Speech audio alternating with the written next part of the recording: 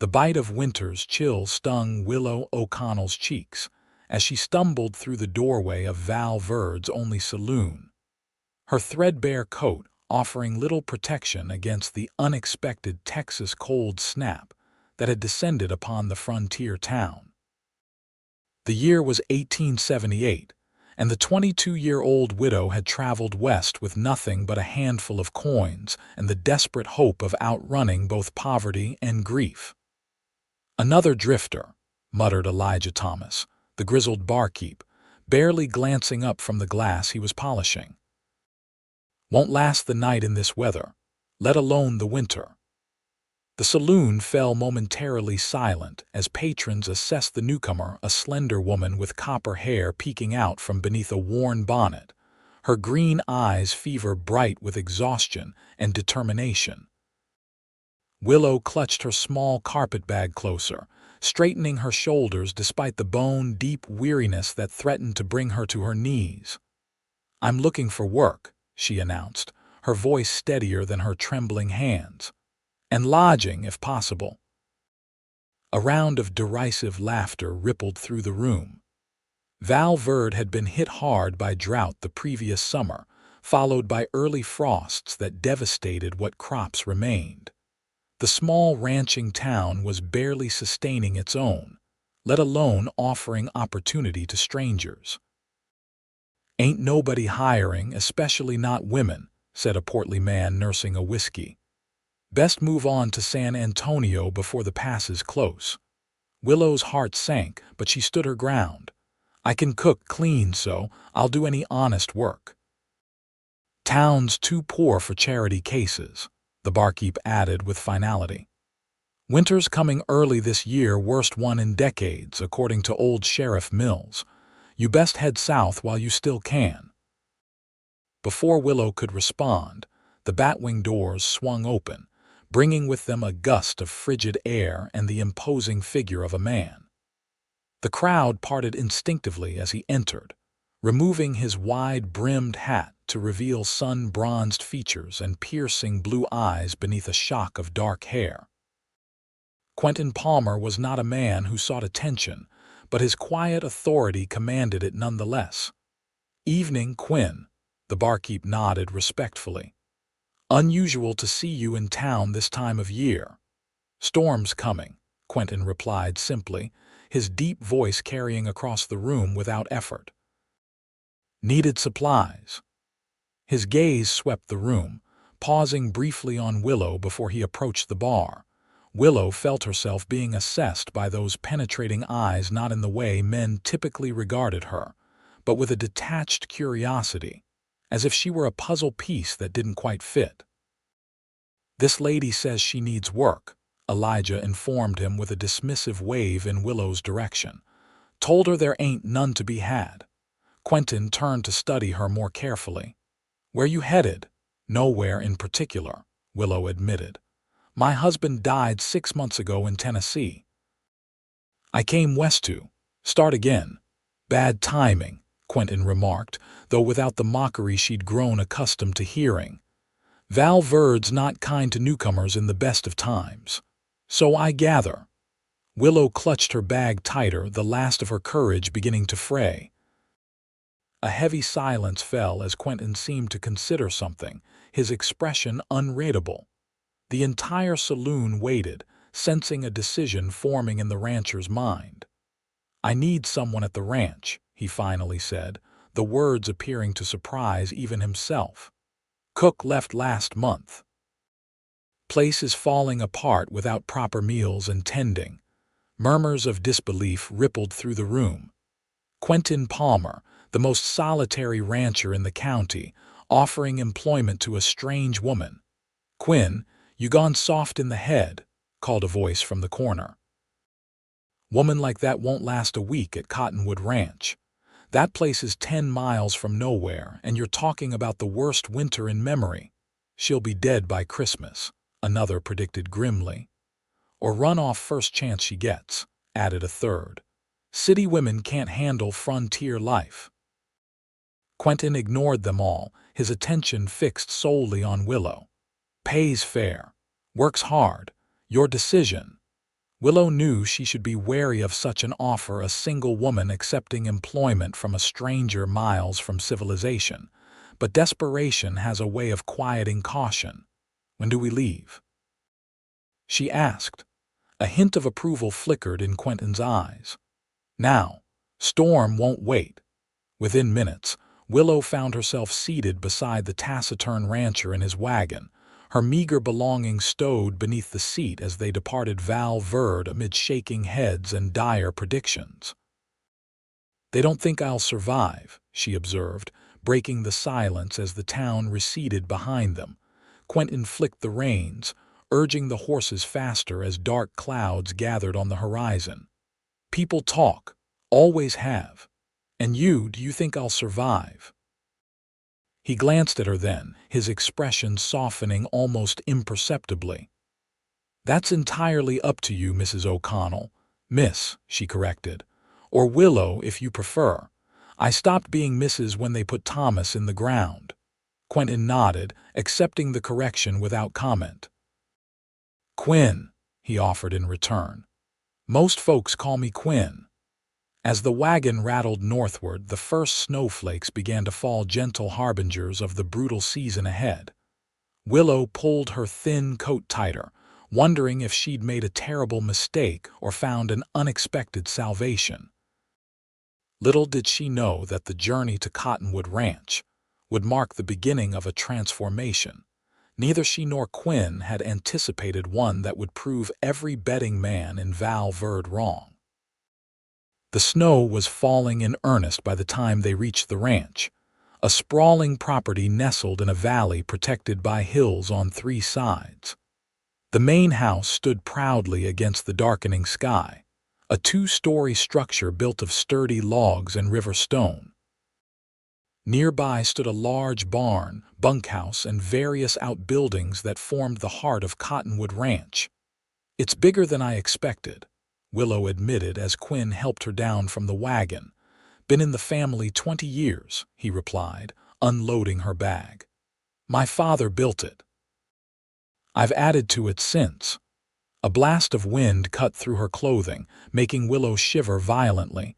Quinn frowned at her threadbare coat. "Let's get you inside before you freeze." The interior of the house was unexpectedly warm thanks to a substantial stone fireplace dominating the main room. But Willow immediately noticed the disarrayed dishes piled in the kitchen, dust collecting on surfaces, clothes draped haphazardly over furniture. "You weren't exaggerating about needing help," she observed. Quinn had the good grace to look slightly abashed. "Been focused on preparing the herd for winter. Inside stuff gets overlooked. Your ranch hands don't help." Most went to town when the cook left. "Just me and 2 others now, Miguel and Benjamin. They stay in the bunkhouse." He gestured toward a door off the kitchen. "Your room's through there. Used to be the housekeeper's quarters." Willow followed him to a small but tidy room containing a narrow bed, washstand, and chest of drawers. A small window looked out toward the mountains, now obscured by swirling snow. "It's perfect," she said, meaning it despite the room's simplicity. After months of uncertainty, even these humble quarters felt like luxury. "Bathrooms out back," Quinn explained. "Kitchen's fully stocked. I brought supplies today. Need anything else, tell me now. Won't be going to town again until this weather breaks." Willow hesitated, then decided honesty was best. "I don't have proper winter clothing. Never needed it in Tennessee." Quinn studied her for a moment, then disappeared without a word, returning minutes later with a bundle of fabric. "These belong to my mother," he said, placing them on the bed. "Should fit well enough until you can get your own." Willow touched the woolen garments with reverence, a heavy coat, thick skirts, warm shawls, and even knitted gloves. "I can't accept these." "You can and will," Quinn stated firmly. "Can't have you freezing to death your first week. Bad for my reputation." The hint of humor surprised her, softening his otherwise stern demeanor. For the first time since arriving in Val Verde, Willow felt a flicker of hope. "Thank you, Mr. Palmer." "Quinn," he corrected, moving toward the door. "Get settled in. Dinner in an hour." Left alone, Willow unpacked her meager belongings, changed into one of the woolen dresses Quinn had provided, and took a moment to assess her situation. The dress was slightly large but wonderfully warm, smelling faintly of cedar and something else, perhaps lavender. She wondered about the woman who had worn it before, Quinn's mother, and what had happened to her.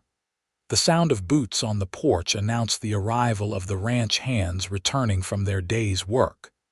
Taking a deep breath, Willow squared her shoulders and headed to the kitchen. If she was to earn her keep, she might as well begin immediately. The kitchen was well equipped but desperately in need of organization. Willow quickly located the essentials and began preparing a simple but hearty stew from the supplies Quinn had brought. By the time the men entered the house, stamping snow from their boots, the aroma of cooking food had transformed the atmosphere.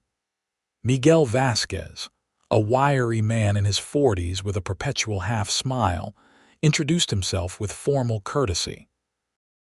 Benjamin Taylor, barely 20 and towering over them all, blushed furiously when shaking her hand. Both men regarded her with undisguised curiosity but respectful distance. "Been eating Quinn's cooking for weeks," Miguel confided with a dramatic shudder. "The man can rope a steer at 50 paces but burns water." "I heard that," Quinn remarked dryly as he entered from checking the livestock, "and it's not that bad." "It is," Benjamin confirmed with the absolute certainty of youth. "It really is." The easy camaraderie between the three men surprised Willow. Despite Quinn's reputation for solitude, he clearly commanded not just respect but genuine affection from his employees. Dinner proved a silent but appreciative affair, the men devouring the stew and fresh bread with single-minded focus. Only when the last bowl was empty did conversation resume. "Where'd you learn to cook like that, Miss O'Connell?" Benjamin asked, still mopping his bowl with a piece of bread. "My grandmother taught me," Willow explained, warmed by their obvious enjoyment. "She ran a boarding house back east." "Good thing Quinn found you," Miguel said. "Another week of his cooking might have killed us all." Quinn ignored the teasing, instead addressing the more pressing concern. "Storm's setting in. Benjamin, Miguel, might be best if you stay in the main house tonight instead of the bunkhouse." Both men nodded, understanding the seriousness of the situation. Winter storms in this part of Texas could be deadly, with temperatures plummeting and snow piling high enough to trap the unwary. "I'll make up beds in the front room," Willow offered, grateful for something useful to do.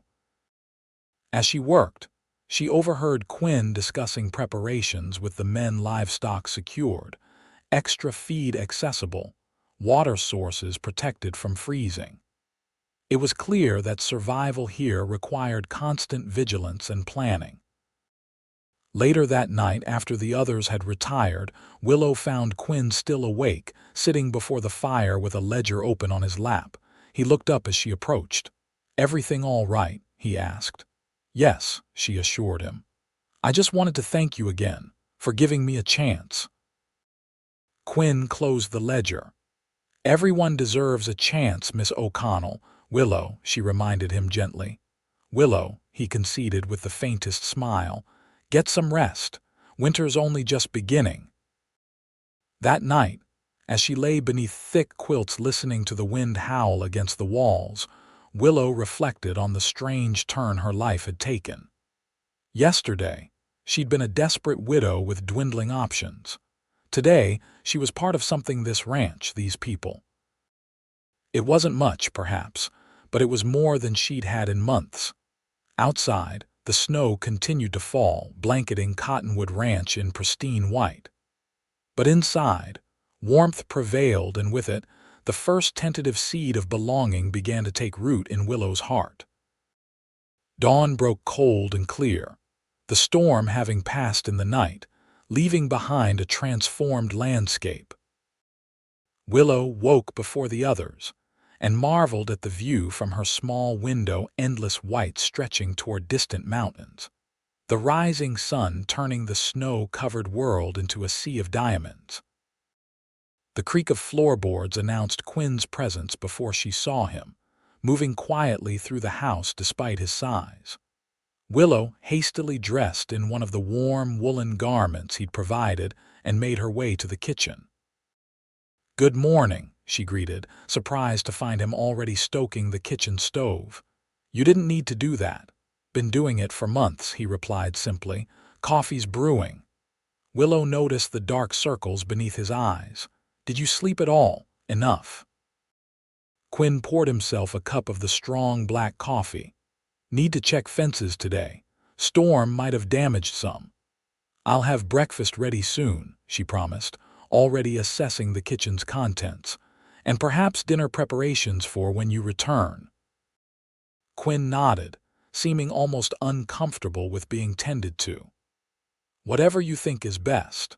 Over the next few days, a routine emerged. Quinn and the men would rise before dawn, eat the breakfast Willow prepared, and head out to manage the ranch's winter needs. Willow would spend her days putting the house in order, preparing meals, mending clothes, and learning the rhythms of ranch life. To her surprise, she found herself enjoying the work. After months of grief and uncertainty, the physical labor and clear purpose provided a welcome structure. Each evening, the men would return exhausted but appreciative, and the simple thank yous they offered meant more to Willow than they could know. A week into her stay, Willow discovered a small library off the main room shelves lined with books ranging from practical ranching guides to classic literature. Running her fingers along the spines, she was startled by Quinn's voice behind her. "My mother's collection," he explained, watching her from the doorway.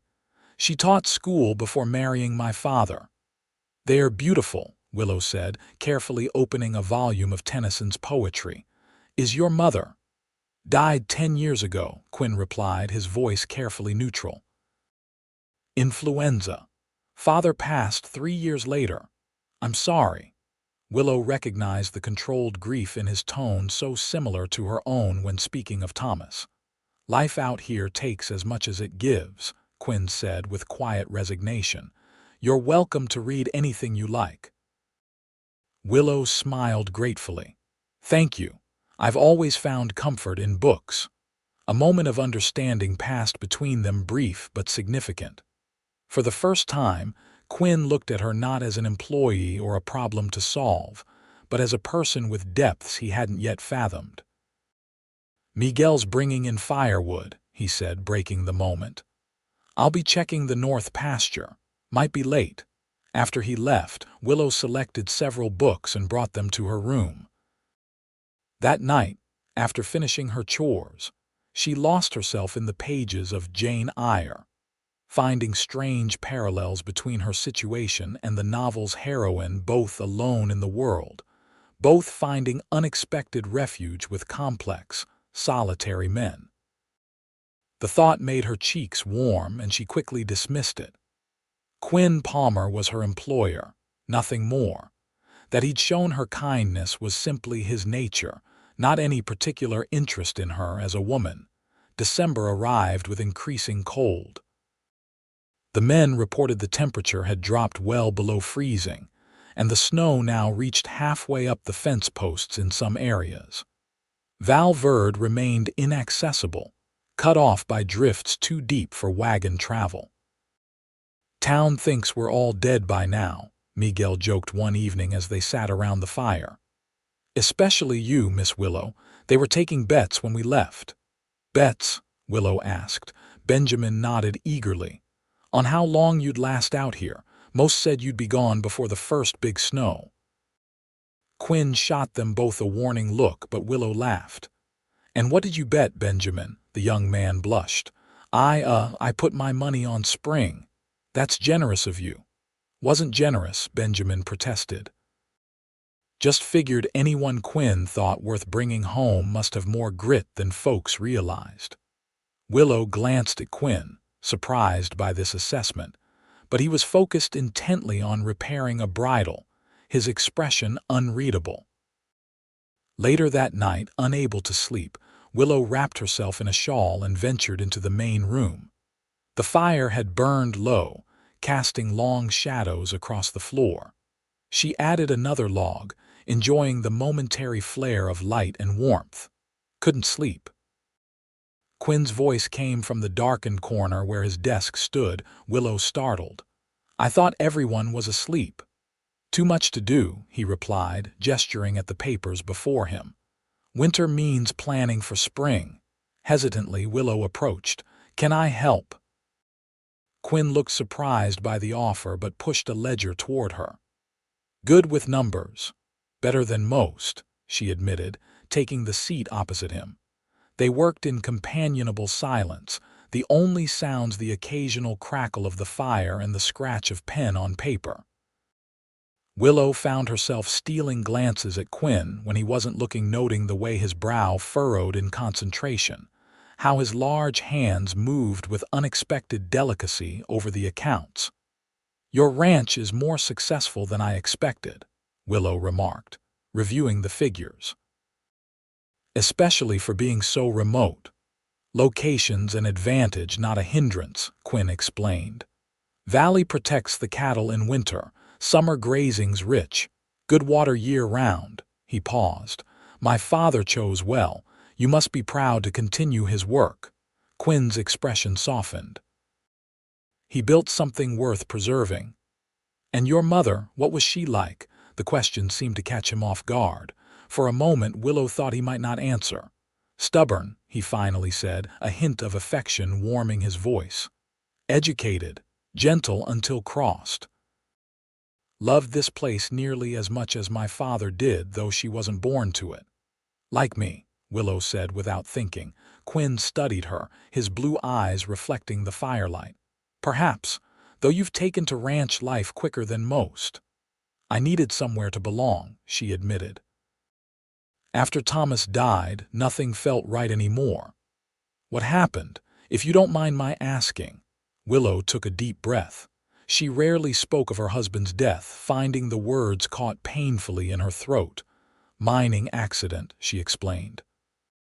"He'd gone to work in the coal mines when his family's farm failed. One day there was a collapse. 12 men died. Thomas was one of them." Quinn nodded solemnly. "I'm sorry." "His family blamed me," Willow continued, the words flowing easier now. "Said if I'd been a proper wife, he wouldn't have needed to seek dangerous work. After the funeral, there was nothing keeping me there." "Is that why you came west?" "To escape blame, partly," she acknowledged, "but also to find something new, something that was just mine." Quinn seemed to consider her words carefully. "And have you found something?" The question hung in the air between them, laden with meaning neither was ready to acknowledge. "I'm still looking," Willow answered softly, though in her heart she wondered if perhaps she'd already found more than she dared hope for. As December deepened, the cold intensified. Quinn insisted on reinforcing the barn and outbuildings against the weight of accumulating snow. The work required all hands, including Willow's, and she found herself working alongside the men, passing tools, holding boards in place, and even learning to hammer nails under Benjamin's enthusiastic instruction. "You're a natural, Miss Willow," the young man exclaimed when she successfully secured a crossbeam. "Don't encourage her too much," Miguel teased. "Next thing, she'll be wanting equal pay." "And why shouldn't I?" Willow retorted good-naturedly, wiping sweat from her brow despite the freezing temperature. "Because then Quinn would have to pay us more too," Benjamin explained with impeccable logic. "And he's too tight with his money for that." Quinn, overhearing as he approached with more lumber, raised an eyebrow. "That's so. Perhaps I should let you both negotiate your own cattle contracts come spring." The good-natured banter continued throughout the day, and Willow found herself laughing more than she had in months. The physical labor was exhausting but satisfying, and the sense of shared purpose created a camaraderie that transcended their different backgrounds. That evening, as Willow prepared dinner with hands raw from work, Quinn entered the kitchen carrying a small jar. "For your hands," he said, placing it on the counter. "My mother's recipe. Beeswax herbs bear grease." "Bear grease," Willow echoed, eyebrows raised, the corner of Quinn's mouth twitched. "Works better than anything from a fancy shop, unless you prefer blisters." Tentatively, Willow opened the jar and sniffed. Despite the unusual ingredients, the salve had a pleasant, herbal scent. She dipped her finger in and applied a small amount to her chapped skin, feeling immediate relief. "It's wonderful," she admitted. "Thank you." Quinn nodded, seeming pleased. "Been making it every winter. Store doesn't carry anything half as good." "Did your mother teach you how?" "She taught me most useful things," he confirmed. "Believed everyone should know how to care for themselves, regardless of whether they were male or female." "She sounds like a remarkable woman." She was. Quinn's gaze lingered on Willow's hands as she applied more salve. "Reminds me of someone else I'm getting to know." Before Willow could respond to the unexpected compliment, Miguel burst into the kitchen. "Quinn." Benjamin spotted riders coming from the east. Quinn's expression immediately hardened. "How many?" "3, looks like. Moving slow through the snow." "Might be travelers caught in the weather," Quinn reasoned, though his posture had tensed. "Miguel, get the rifles ready just in case." "Willow, stay inside." The men disappeared, leaving Willow alone with her racing thoughts. Visitors in this weather could indeed be stranded travelers, or they could be trouble. The isolation that had felt protective now suddenly seemed dangerously remote. Unable to simply wait, Willow moved to the window, straining to see through the gathering dusk. In the distance, she could make out 3 mounted figures approaching slowly. One slumped forward in the saddle. Quinn and his men had taken positions near the barn, rifles ready but not aimed. As the riders drew closer, Willow could see they were trail-worn and exhausted. The lead rider raised a hand in greeting rather than threat. After a brief exchange Willow couldn't hear, Quinn lowered his rifle and gestured toward the house. Miguel helped the slumped rider dismount, revealing an injured man barely conscious. The front door burst open, bringing with it a blast of cold air and Quinn's commanding voice. "Willow, need help here." She rushed to assist as they carried the injured man inside. The other 2 strangers followed, a middle-aged man with a silver-streaked beard and a younger man who shared his features, clearly father and son. "Stagecoach was ambushed 2 days east of here," the older man explained as they laid his companion on the sofa. "Took everything, killed the driver. We managed to escape, but James took a bullet." "Bandits have been growing bolder," Quinn said grimly, examining the wounded man. "Bullets still in there. Willow, can you?" She was already moving, gathering clean cloths, hot water, and the whiskey she knew Quinn kept for medicinal purposes. Though not formally trained, Willow had assisted the doctor often enough after mining accidents to know the basics of wound treatment. The next hour passed in tense focus as Willow cleaned and examined the wound while Quinn prepared to remove the bullet.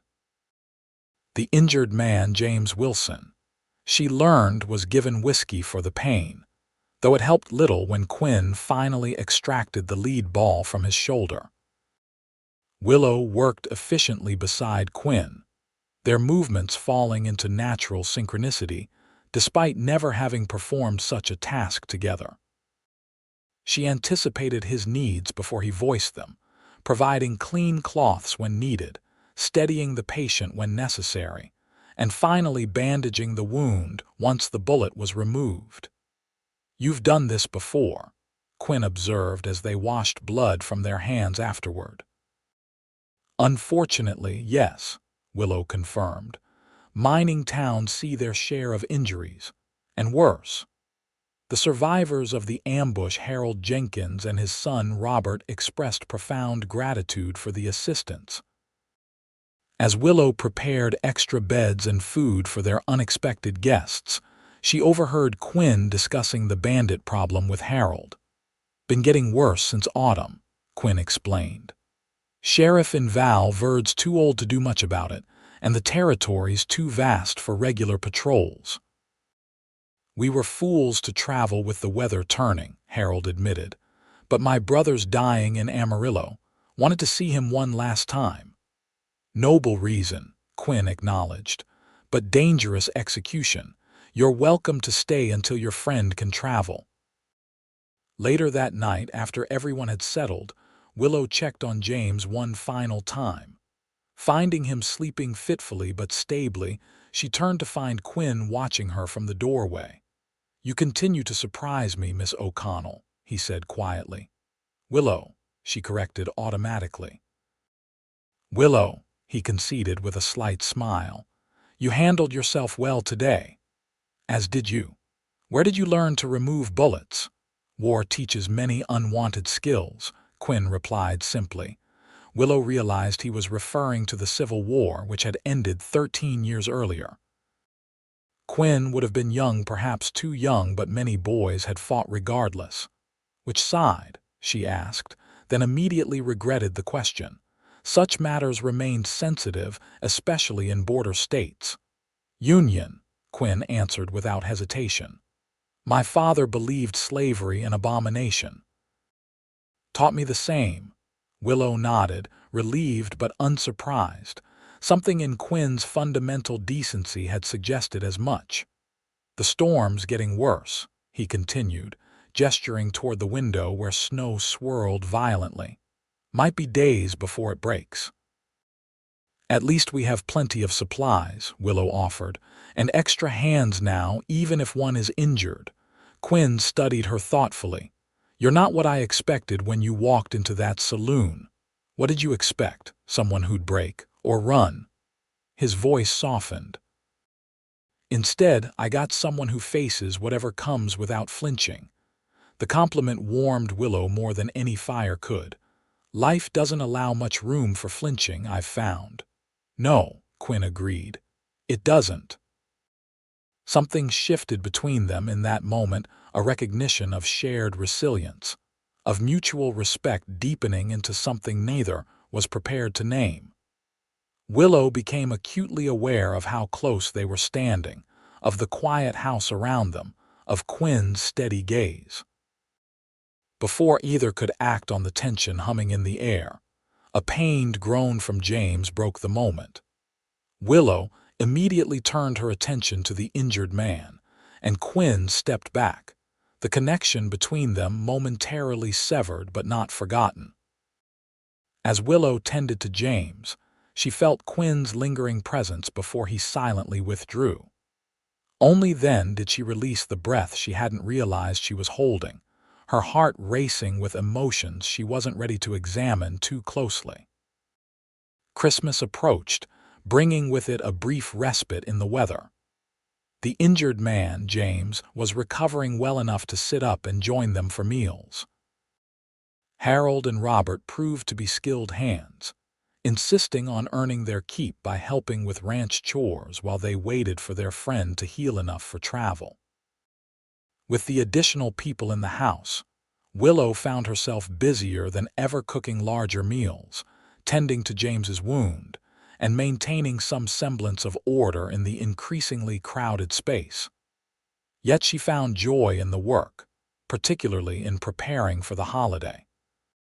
"My mother always made Christmas special," Quinn explained when he found Willow fashioning simple decorations from pine cones, red berries, and strips of fabric. "Even out here with so little."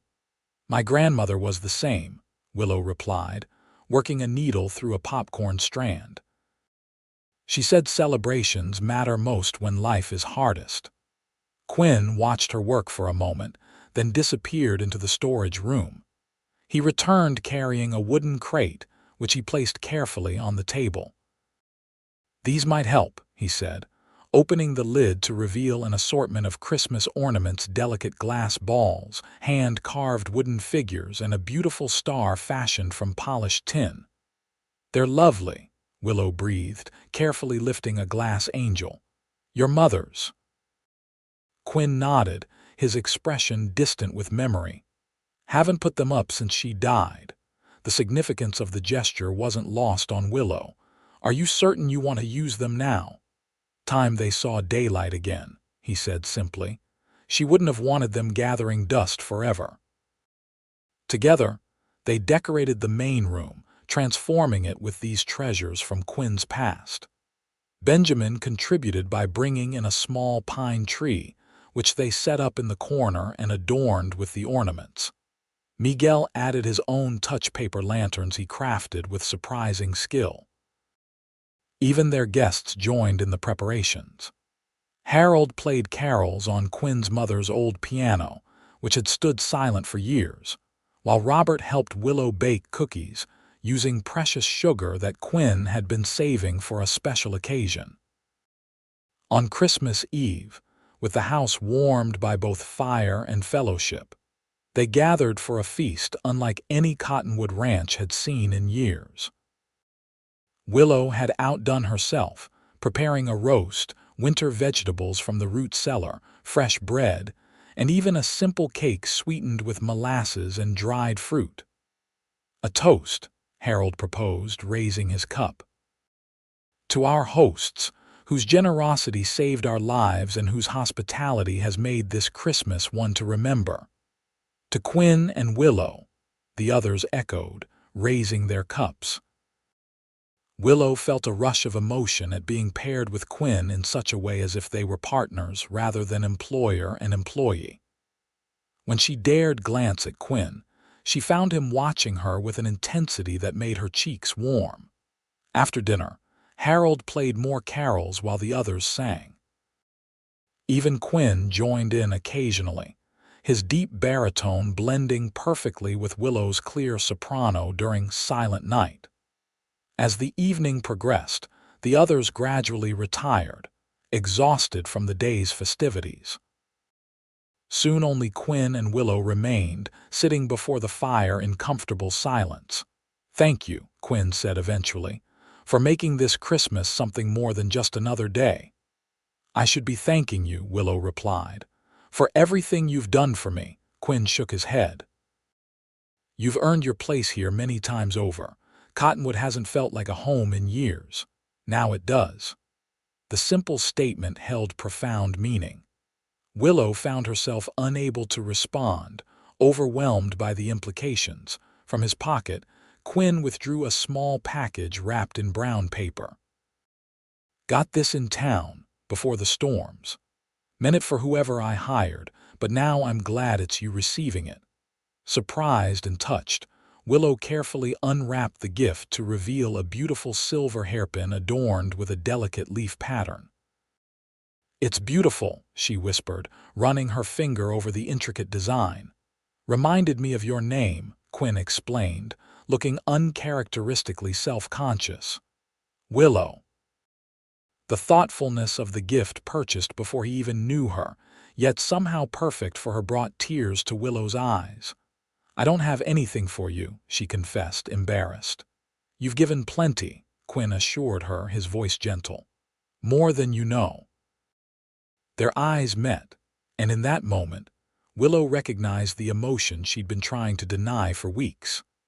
Somehow, against all odds and reason, she had fallen in love with Quentin Palmer, this quiet, honorable man who had offered her shelter from both literal and figurative storms.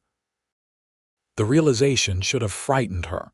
Instead, it felt like coming home after a long journey. "Quinn," she began, uncertain what she intended to say. Before she could continue, a sudden crash from outside shattered the moment. Quinn was on his feet instantly, moving to the window. "Trouble," he said grimly. "Wake the others." The peaceful Christmas night erupted into chaos as 6 armed men stormed the property. The bandits who had attacked the stagecoach had followed their escaped victims, hoping to eliminate witnesses and perhaps find additional plunder at the isolated ranch. Quinn, Miguel, Benjamin, and Robert took defensive positions while Harold remained inside with the still recovering James. Willow found herself pressed into service, loading rifles and watching the rear of the house. The ensuing firefight was brief but intense. One bandit fell immediately to Quinn's precise shot. Another was wounded by Miguel. The remaining 4 scattered, using outbuildings for cover as they returned fire. A bullet splintered the window frame inches from Willow's head. Without thinking, she grabbed the loaded rifle at her side and fired at the shadow she glimpsed moving toward the house. Her shot went wide, but it drove the attacker back into cover. "Didn't know you could shoot," Quinn remarked, appearing beside her to reload. "Neither did I," Willow admitted, her hands trembling but her resolve firm. The standoff continued for nearly an hour. When the bandits realized they faced determined resistance from well-armed defenders, they eventually retreated into the night, carrying their wounded. No one slept much that night. They took turns standing watch, expecting the bandits might return. Quinn insisted Willow rest, but she refused to leave his side, maintaining vigilance with him until dawn broke clear and cold. "They're gone," Quinn announced after scouting the property at first light. "Tracks lead east, probably heading back to wherever they've been hiding out." The relief was palpable, though tempered by the knowledge that danger still lurked in the wilderness beyond their walls. The attack had shattered the peace of their Christmas celebration, but it had also revealed something important to Willow: that Cottonwood Ranch and its people had become worth fighting for. As they gathered for breakfast, exhausted but grateful to be alive, Harold made an announcement. "As soon as James can travel, we should move on," he said. "Those men were following us. We've brought danger to your door, and for that I apologize." "You're welcome to stay until you're all fit for travel," Quinn insisted. "The roads are still dangerous, and not just because of bandits." The decision was made to wait another week, giving James more time to recover and allowing the worst of the winter weather to pass. During that time, they strengthened the ranch's defenses, posting regular watches and securing buildings against potential return attacks. Throughout these tense days, Willow found herself working even more closely with Quinn. The crisis had erased many of the remaining barriers between them, creating a partnership built on mutual trust and growing affection. Each shared glance, each brush of hands as they passed tools or supplies, each quiet conversation by firelight deepened the connection neither had yet openly acknowledged. One evening, as they checked the barn together before nightfall, Quinn finally broke the silence that had been building between them. "When spring comes," he began, securing the barn door, "most folks will be surprised to see you return to town." "Will they?" Willow asked, her heart quickening at his oblique approach. "Benjamin's bet will pay off," Quinn continued, "though I suspect he'll be just as surprised as anyone." "And you?" Willow pressed gently. "Will you be surprised if I stay until spring?" Quinn turned to face her fully, his expression more open than she had ever seen it. "I'd be surprised if you left at all." The statement hung in the air, its meaning unmistakable. "Are you asking me to stay, Quinn? Beyond my employment?" "I'm not good with words," he admitted, taking a step closer. "Never have been, but I hope you know what I'm trying to say." Willow summoned her courage. "I need to hear it.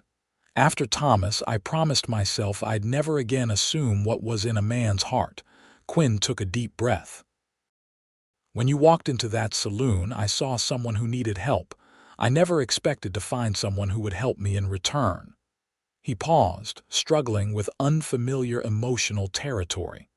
"You've brought life back to this place, to me." He reached out, hesitantly taking her hand in his. "I'm asking you to stay, Willow, not as my cook or housekeeper, but as..." "As what?" she whispered, though she already knew the answer her heart desired. "As my wife," Quinn finished. "If you could see yourself building a life here with me." Joy bubbled up within Willow, unexpected and overwhelming. She had come west with so little hope, seeking merely survival. Instead, she had found a future brighter than any she had dared imagine. "The people in Val Verde said I wouldn't survive the winter," she reminded him, a smile spreading across her face. "Are you certain you want to tie yourself to such a poor prospect?" Quinn's eyes crinkled at the corners. "I've never much cared what people in town think. And you've proven them wrong at every turn." Willow stepped closer, eliminating the remaining distance between them. "Then yes, Quentin Palmer, I'll stay. As your wife." His kiss was gentle at first, tentative as if he feared she might vanish at his touch. But when Willow responded with the full measure of her feelings, his hesitation dissolved. His arms encircled her, strong and protective, as the last light of day faded around them. When they finally returned to the house, hand in hand, they were met with knowing smiles from their companions. Not a single person looked surprised. "About time," Miguel muttered, not quite under his breath. Benjamin beamed like he'd personally arranged the match. "Does this mean I win the bet?" Willow laughed, happiness overflowing. "I suppose it does, Benjamin. When will you marry?" Harold asked, his weathered face creased with genuine pleasure for them. Quinn looked to Willow, leaving the decision to her. "Spring would be traditional," she mused, "when the weather clears and we can get to town for a proper ceremony." "Spring's a long way off," Quinn pointed out. "And there's a circuit preacher who visits the Carson Ranch every January." The implication was clear. Quinn didn't want to wait, and truthfully, neither did Willow. After facing death together, after finding love where neither expected it, waiting seemed unnecessary. "January then," she agreed, squeezing his hand. "If the weather permits." The days that followed were filled with preparations not just for the upcoming wedding, but for the continuing winter and the bandits who might return. Harold, Robert, and James decided to remain at Cottonwood until after the wedding, providing additional security and welcome company during the isolated winter months. As January approached, the weather briefly improved, creating a window of opportunity. Quinn and Miguel rode to the Carson Ranch to confirm the preacher's visit and extend an invitation to the wedding. They returned with good news: the preacher would arrive in 3 days, and the Carsons, longtime friends of the Palmer family, would attend the ceremony. The wedding day dawned bright and clear, the snow-covered landscape sparkling like diamonds under a surprisingly warm winter sun. Willow wore one of Quinn's mother's dresses, a simple but elegant blue wool that Mrs. Carson had helped alter to fit her perfectly. Her copper hair was arranged with care, adorned with the silver hairpin Quinn had given her at Christmas. The ceremony took place in the main room of the ranch house, witnessed by their growing circle of friends. Preacher Johnson, a kind-faced man with snow-white hair, spoke of resilience, partnership, and God's grace in bringing people together across impossible distances. When Quinn and Willow exchanged vows, their voices rang with certainty. These were promises made with full knowledge of both the challenges and rewards that lay ahead, a life that would demand everything from them but return even more. "I now pronounce you husband and wife," the preacher declared. "Mr. and Mrs. Palmer." Quinn's kiss sealed their union, and cheers erupted from their friends. Even James, still recovering but steadily improving, managed to stand and offer his congratulations. The celebration continued throughout the day, with food, music, and stories shared around the table. Mrs. Carson had brought a proper wedding cake, a luxury Willow hadn't dared hope for, and Miguel contributed a bottle of fine tequila he'd been saving for a special occasion. As evening fell, Their guests tactfully departed for the bunkhouse and guest rooms, leaving the newlyweds alone. Quinn led Willow to the master bedroom, a room he'd recently renovated in preparation for their marriage. "It's beautiful," Willow breathed, taking in the fresh paint, new curtains, and the large bed covered with a wedding quilt Mrs. Carson had secretly prepared. "It's been empty too long," Quinn said, watching her reaction with evident pleasure. "Like much of my life before you arrived." That night, as they discovered each other with tender passion, Willow reflected on the extraordinary journey that had brought her to this place and this man. From desperate widow to beloved wife in the span of a few short months, a transformation neither she nor anyone else could have predicted when she first stepped into that Val Verde saloon.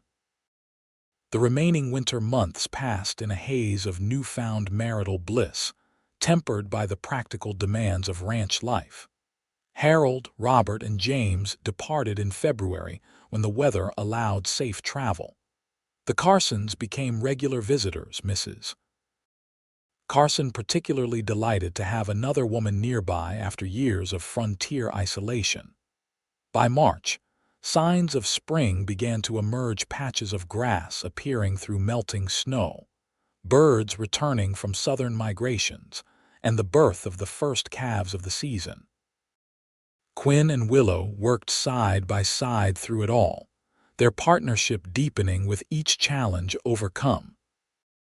When April arrived and the roads to Val Verde finally cleared, Quinn suggested they make the trip to town for supplies and perhaps, he added with a mischievous smile, to collect Benjamin's winnings from the bet about Willow's survival. The journey took most of a day, and as they approached the town, Willow felt a strange mixture of anxiety and anticipation. These were people who had dismissed her, who had predicted her failure or death, facing them now as Mrs. Palmer rather than the desperate Widow O'Connell would be a vindication she hadn't realized she needed. Their wagon rolled down Val Verde's main street, drawing curious stares from townsfolk who clearly recognized Quinn, but did a double take at the woman beside him. By the time they reached the general store, word had spread and a small crowd had gathered. "Well, I'll be damned," Elijah Thomas, the barkeep, exclaimed as they stepped down from the wagon. "If it ain't the city woman who wouldn't last a week, Mrs. Palmer now," Quinn corrected him firmly, his hand protective at the small of Willow's back. Elijah's eyebrows shot up. "Married, you too, last January," Willow confirmed, unable to suppress a smile at the man's astonishment. Sheriff Mills pushed through the gathering crowd, his aged face creasing into a genuine smile. "Palmer, heard you had bandits out your way at Christmas." "Handled it," Quinn replied. "Could use a more regular patrol out that direction, though." As Quinn discussed security concerns with the sheriff, Willow found herself surrounded by curious townswomen, their initial skepticism giving way to cautious welcome once they realized she was now the wife of one of the area's most respected ranchers. "Never thought you'd make it," admitted Mrs. Peterson, the shopkeeper's wife. "Winter like we had would have killed most city folks." "I'm tougher than I look," Willow replied evenly. "Must be," agreed another woman. To catch Quinn Palmer's eye, man hasn't looked twice at a woman since his fiancée died years ago. This was news to Willow. "Fiancée?" The women exchanged glances, realizing they'd revealed something Willow apparently didn't know. "Before the war," Mrs. Peterson explained reluctantly. "Local girl, typhoid took her." Before Willow could process this information, Quinn returned to her side, effectively ending the conversation. The rest of their visit passed in a flurry of activity, purchasing supplies, arranging future deliveries, and yes, collecting Benjamin's substantial winnings from the bet that had been placed on Willow's survival. On the journey home, Willow finally broached the subject. "You never mentioned a fiancé." Quinn kept his eyes on the road, but his hands tightened on the reins. Was a long time ago. The women in town seemed surprised I didn't know. Not something I talk about, Quinn replied. Then, after a pause, her name was Sarah. We were young. She got sick while I was away fighting. By the time I returned, she'd been dead 6 months. I'm sorry, Willow said softly, understanding better now his initial reluctance to open his heart again. Quinn glanced at her, his expression softening. Past is past. You're my present and future. The simple declaration warmed her, dispelling any momentary doubt. They continued toward Cottonwood Ranch, toward home, in comfortable silence. As spring bloomed fully into summer, life at the ranch flourished. The cattle herd increased with healthy new calves. The vegetable garden Willow had planted thrived under her care, and the house truly became a home, filled with the small touches that reflected their shared life. Quinn expanded the ranch operations, hiring additional hands now that the Cottonwood was becoming known for both its excellent beef and its hospitality. Miguel remained foreman, with Benjamin proudly serving as his right hand. Mrs. Carson visited regularly, becoming the friend and confidante Willow had missed since leaving Tennessee. In August, as the summer heat reached its peak, Willow confirmed what she had suspected for several weeks. She was expecting their first child, due in early spring. When she shared the news with Quinn, his typical reserve crumbled completely, revealing a joy so profound it brought tears to his eyes. A family, he whispered, placing his hand gently on her still flat stomach. Our family. Word spread quickly throughout the ranch and surrounding homesteads. Miguel organized an impromptu celebration, complete with music, dancing, and enough food to feed twice their number. Quinn watched it all with bemused happiness, particularly when Willow joined the dancing despite his concerned protests about her condition. The baby and I are perfectly fine, she assured him, laughing as Benjamin twirled her carefully around the yard.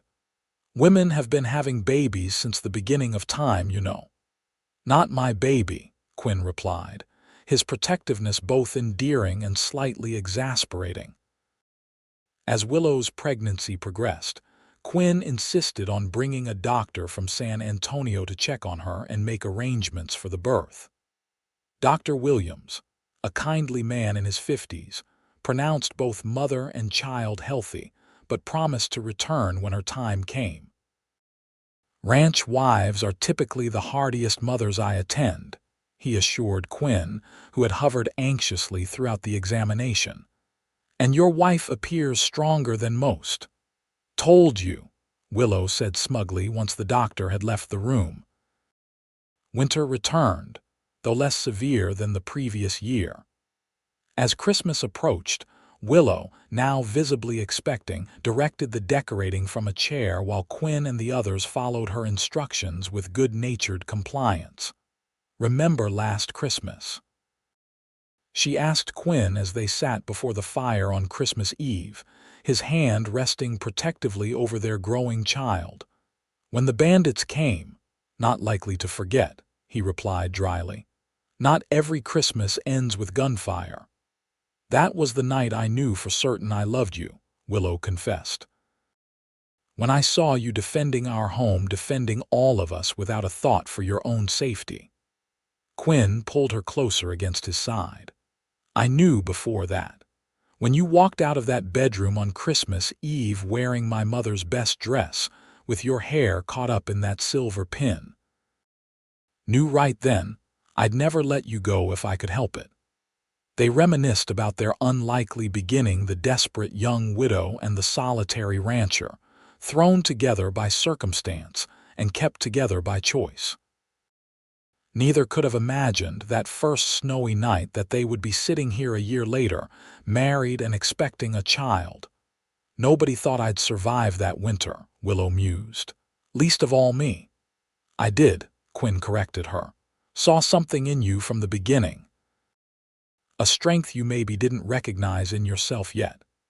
And now look at us, Willow said, nestling against his shoulder, proving everyone wrong. Spring arrived with its promise of renewal, and with it came the birth of their son. After a labor that tested even Willow's considerable fortitude, William Thomas Palmer entered the world with a lusty cry that Quinn swore could be heard clear to Val Verde. "He has your determination," Dr. Williams commented as he placed the swaddled infant in Willow's arms, "and his father's lungs." Quinn, who had refused to leave Willow's side throughout the ordeal despite the doctor's initial objections, looked upon his wife and son with wonder. In that moment, the transformation that had begun with a chance encounter in a saloon was complete. The solitary rancher who had lost so much had found something precious beyond measure, a family to call his own. News of young William's birth spread quickly. Visitors came from surrounding ranches, and even from Val Verde, to offer congratulations and gifts for the newest Palmer. Among them, surprisingly, was Elijah Thomas, the barkeep who had once dismissed Willow so callously.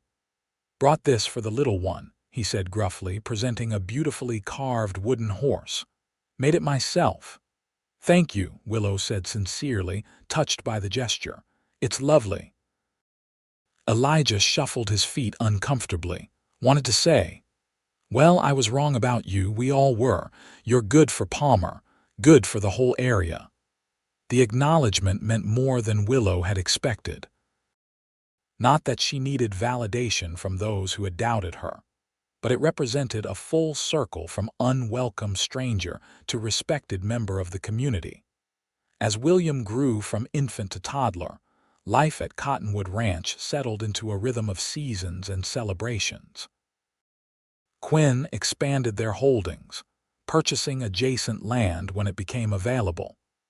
Willow established a small school for the children of their ranch hands and neighboring properties, putting her education to good use.